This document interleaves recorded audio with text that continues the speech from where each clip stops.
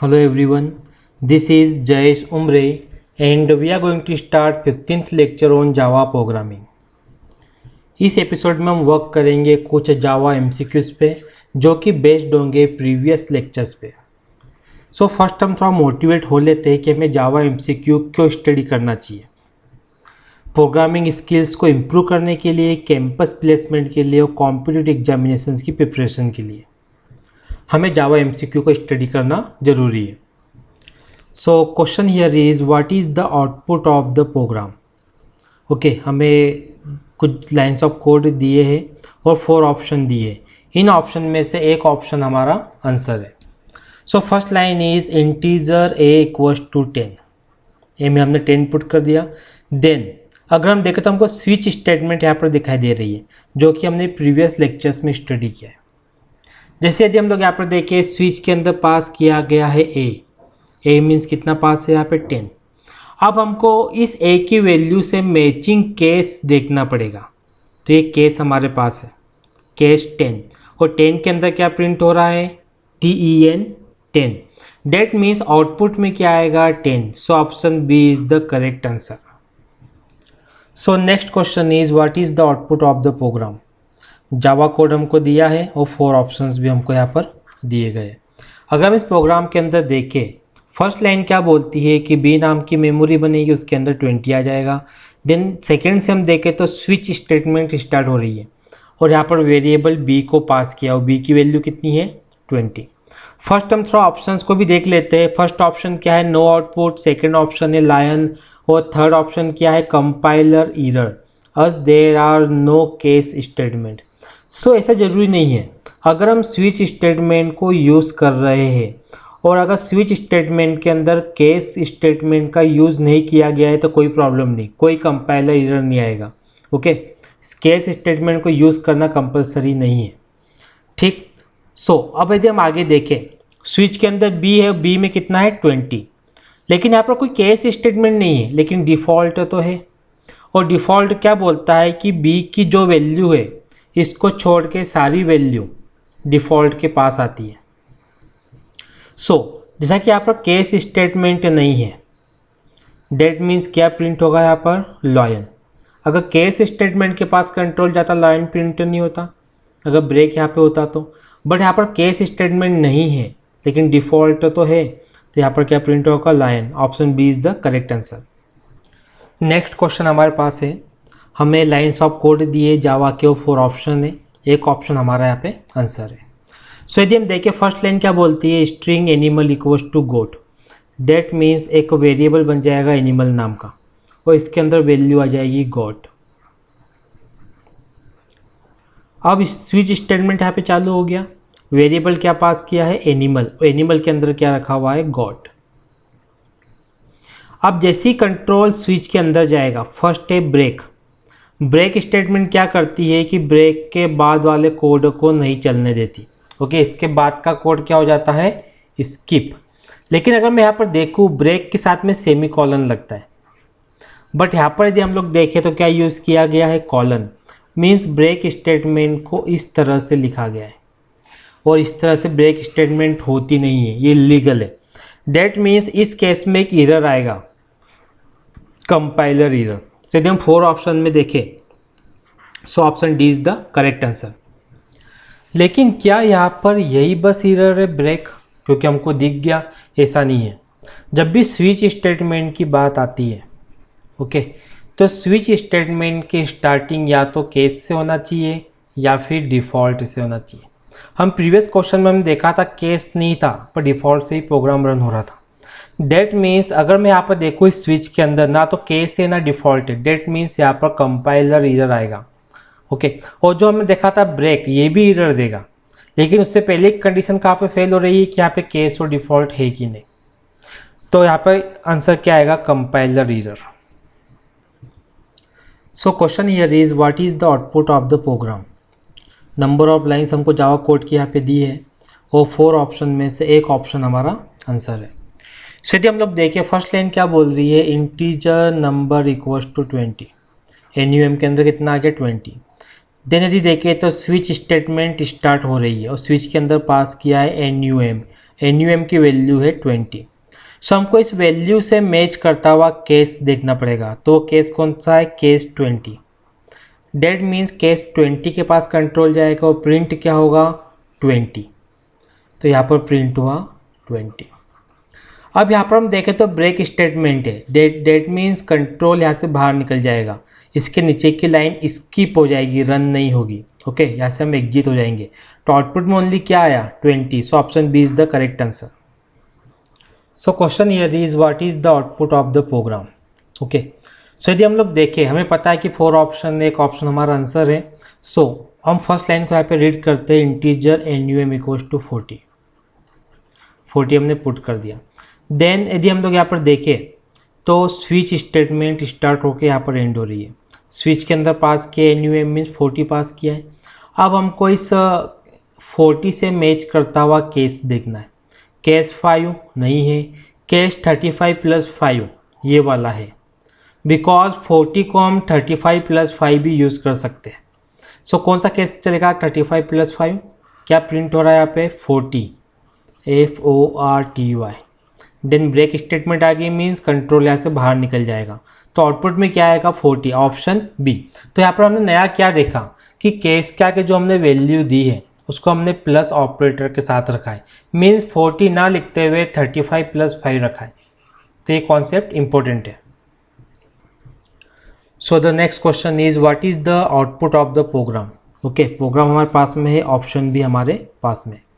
सो यदि हम line by line देखें, फर्स्ट लाइन क्या बोलती है? Person equals to 45। Variable person में कितना आ गया? 45। Then integer random equals to 45, तो रैंडम के अंदर आ गया 45। नाउ स्विच स्टेटमेंट स्टार्ट हो रही है। स्विच में पास किया है रैंडम वेरिएबल जिसकी वैल्यू कितनी है? 45। सब यदि हम देखें स्विच के अंदर केस स्टेटमेंट भी है, डिफ़ॉल्ट भी है, लेकिन केस के आगे क्या लिखा हुआ है? पर्सन्स। ओके, वेरिएबल लिखा है। जबकि जब भी हम केस का यूज़ करते हैं, केस के आगे वैल्यू में हमेशा क्या आना चाहिए? कांस्टेंट आना चाहिए। दैट मीन्स यहाँ पर एरर है। हम वेरिएबल की जगह क्या यूज़ कर सकते हैं यहाँ पे? कांस्टेंट। जैसे अब तक हमने क्या यूज़ किया था? 40 हमने यूज़ किया था, 10 हमने यूज़ किया था। तो 40 और 10 क्या है? ये कांस्टेंट वैल्यू है।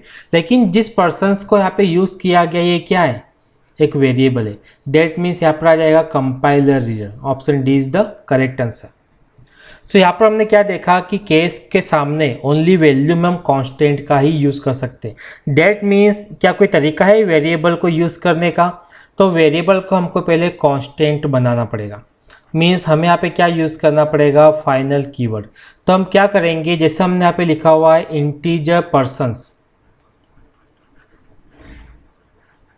इक्वल टू 45, तो इंटीजर के आगे हम यूज़ कर लेंगे फाइनल कीवर्ड का। अगर इंटीजर के आगे फाइनल लिखा हुआ होता तो इस केस में क्या होता कि ये करेक्ट होता, क्योंकि इस केस में पर्सन्स अब एक वेरिएबल नहीं बल्कि क्या है? कांस्टेंट बन जाता। नेक्स्ट क्वेश्चन हमारे पास है what is the output of the programme.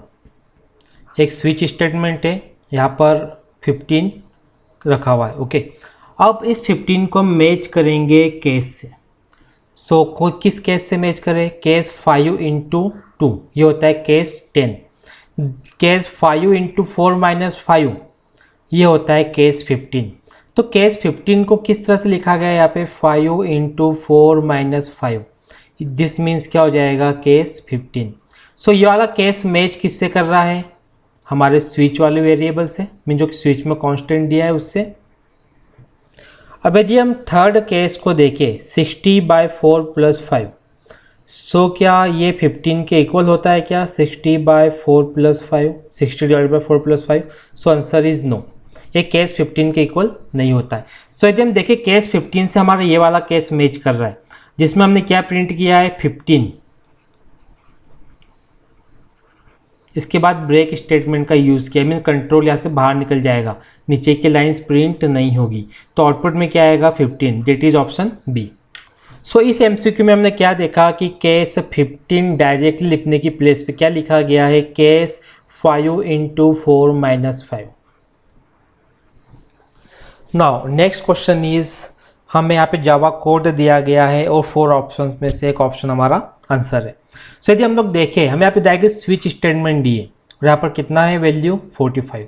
अब 45 को यदि हम मैच करके देखें तो किसी भी केस से मैच नहीं हो रहा, बिकॉज यहाँ पर कितना है 10। डेट मीन्स ये वाला केस नहीं चलेगा। तो क्या ये वाला कोड कोई एरर देने वाला है क्या? तो आंसर है नो, यहाँ पे कोई एरर नहीं आएगा, बिकॉज कोड पूरी तरीके से सही है, सिर्फ हमने किसी भी आउटपुट को प्रिंट नहीं करवाया है। तो यहाँ पर कोई एरर तो है नहीं, तो कंपाइलर एरर तो यहाँ पे नहीं आएगा।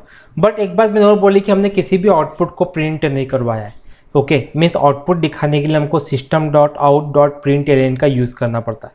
डेट मीन्स ये कंपाइल तो होगा प्रोग्राम, बट कोई भी आउटपुट शो करने के लिए नहीं है। So option C is the correct answer, no output to show.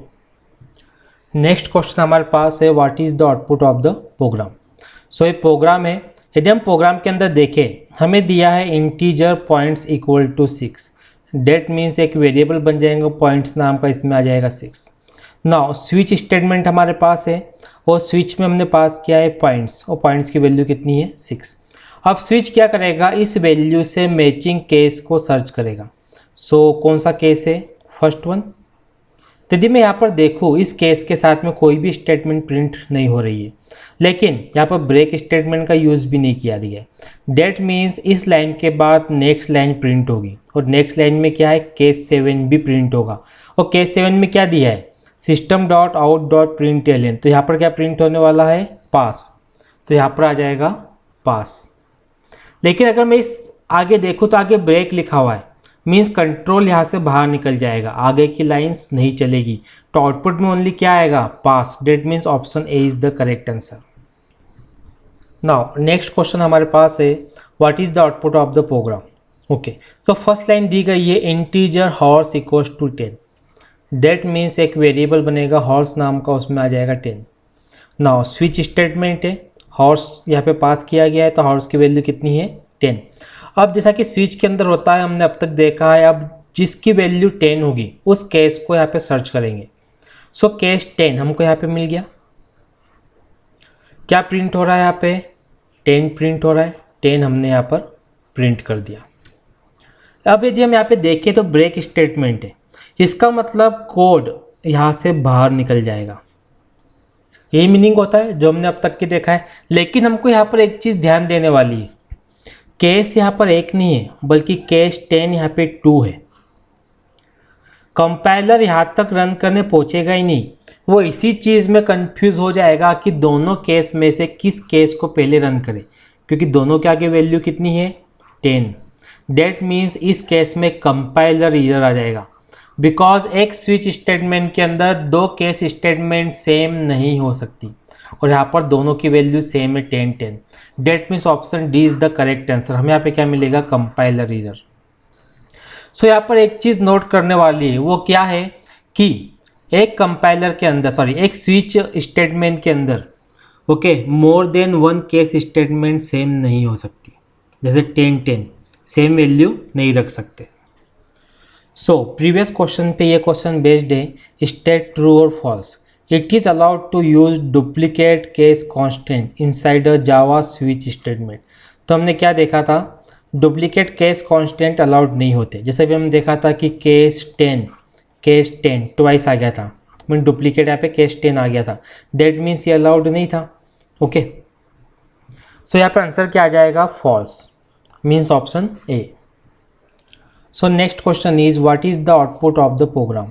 Okay, so यदि प्रोग्राम को देखें, फर्स्ट लाइन हमारे पास में क्या है character grade equals to B. That means एक ग्रेड नाम का वेरिएबल बनेगा, टाइप रहेगा कैरेक्टर, इसके अंदर आ जाएगा बी। स्विच स्टेटमेंट हमारे पास है, यहाँ पर पास किया है ग्रेड, और ग्रेड की वैल्यू है बी। जैसा कि स्विच स्टेटमेंट के अंदर होता है, अब स्विच क्या करेगा, इस वैल्यू के अकॉर्डिंग केस को सर्च करेगा। सो केस ए तो यहाँ पे नहीं है, बट केस बी यहाँ पर मैच कर रहा है इस वैल्यू बी से। सो केस बी का एग्जीक्यूशन यहाँ पे स्टार्ट होगा, और प्रिंट क्या होने वाला है ग्रेड बी। सो यहाँ पर प्रिंट हो जाएगा ग्रेड बी। बट यदि हम देखें आगे ब्रेक स्टेटमेंट नहीं है, मीन्स कोड कंटिन्यूस चलेगा, नीचे की लाइन भी प्रिंट हो जाएगी, केस सी की वैल्यू भी प्रिंट हो जाएगी। सो यहाँ पर क्या है ग्रेड सी, केस सी में क्या प्रिंट हो रहा है ग्रेड सी। तो यहाँ पर ग्रेड सी भी प्रिंट हो जाएगा। सो यदि हम आंसर देखें आउटपुट में क्या आएगा, grade B grade C. So option C is the correct answer. So in next lecture हम स्टडी करेंगे फॉर लूप के बारे में। आई होप आपको आज का लेक्चर क्लियर हुआ होगा। Thank you for watching.